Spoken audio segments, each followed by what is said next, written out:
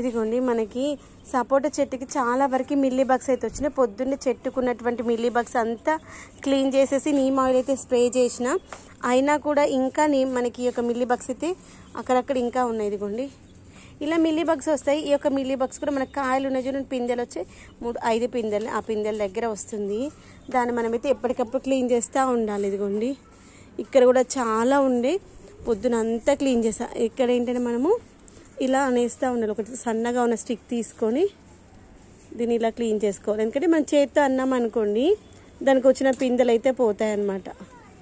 అదొకటి చూసుకుంటూ క్లీన్ చేసుకోవాలి. ఇదిగోండి ఇక్కడ చూపిస్తాను నేను మీకు. మళ్ళీ చెట్టు లోపల పడద్దు, గుర్తుపెట్టుకోండి. మళ్ళీ అవి చెట్టుకి ఎక్కేస్తాయి. స్లోగా ఓపికతో చేసుకోవాలి.